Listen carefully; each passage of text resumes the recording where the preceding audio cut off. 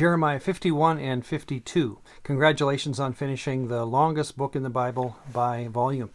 Let's use this video to just review the entire story that we've been talking about using Jeremiah to give us some stops along the way that we have seen.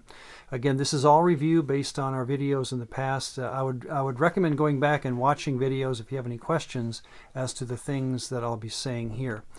Adam and Eve sinned in the garden, but the problem that is solved in Genesis 12, when God calls Abraham to himself, the problem that God is solving is this issue of Elohim and their control, delegated authority by Yahweh over the earth at that time.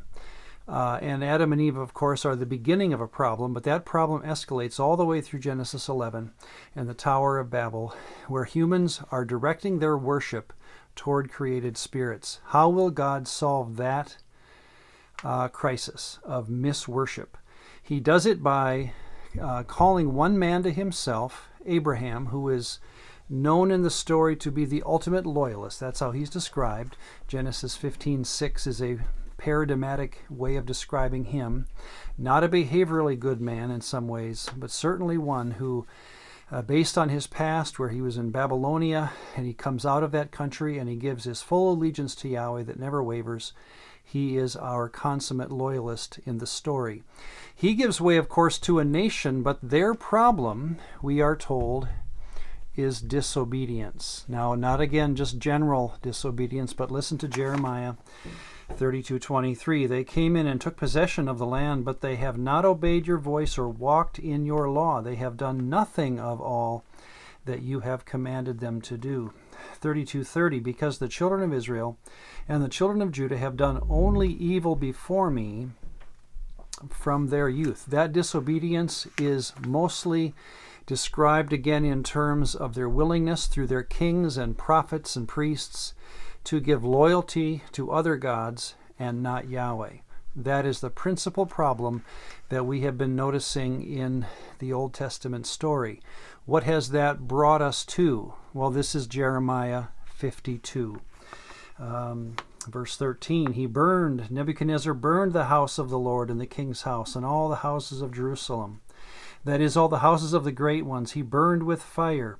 And all the army of the Chaldeans broke down all the walls of Jerusalem all around. They carried away captive the rest of the people who remained in the city, and some of the poor of the land and were left as vine dressers and farmers. In other words, the idea of exile, again a theological term, is that God has plundered his own people, the ones he has chosen from the beginning of time, Genesis 12, he has now destroyed them in the sense they have lost their family, lost their home, lost their temple, lost their priests, lost their traditions. Everything about the story has come to a screeching halt because of their willingness to follow other gods. Well, what will God do about that? We have heard this interesting line in 30 verse 9. But they shall, in the future, after exile is over, plus numerous years to come, we're not sure how long this will be, but they shall serve Yahweh their God and David their king. Now again, David is gone, so this seems to be what I would like to call the David slot. The idea of following Yahweh and a human representative or someone on the earth who will be worshipped as a vice-regent, shall we say, of Yahweh. Someday that will be the case. What will happen when that happens? This is Jeremiah 31:33. But this is the covenant that I will make with the house of Israel. This is still called Israel. After those days, says the Lord, I will put my law in their minds and write it on their hearts, and I will be their God, and they shall be my people. The opposite of disobedience, of course, is obedience, and not just behavioral again. Obedience in the sense that they will be loyal to their God.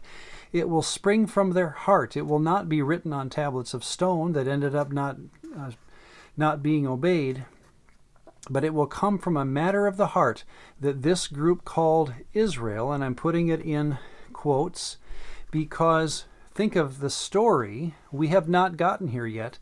This is where we are in Jeremiah 52. So we are being told of the future coming of someone who will fill in the role of David and be worshipped by his people. He will then lead them, notice the story recapitulating, instead of Abraham leading to disobedience, this David slot, we'll call it the Messiah, will lead to obedience by a group still called Israel, but now we will have to learn in the New Testament how to define that group. Hebrews 3 will talk about this being a period of Sabbath rest. Again, the opposite of exile to a Jew will be that because we are obedient to God, we will be brought into a period of rest. Ultimately, and here's where Jeremiah does not describe it in careful language, but we could talk about this ultimate new creation in a verse like this. This is Jeremiah 33, 8 and 9. I will cleanse them from all their iniquity by which they have sinned against me, and I will pardon all their iniquities by which they have sinned and by which they have transgressed against me. Then it shall be to me a name of joy, a praise, and an honor before all nations of the earth, who shall hear all the good that I do to them. They shall fear and tremble for all the goodness and all the prosperity that I provide for it. Again, that's probably as close as we come in the book of Jeremiah to not just describing the physical life of those who are obedient to Yahweh in the end, but some kind of a new creation that, again, we will learn about as the story continues.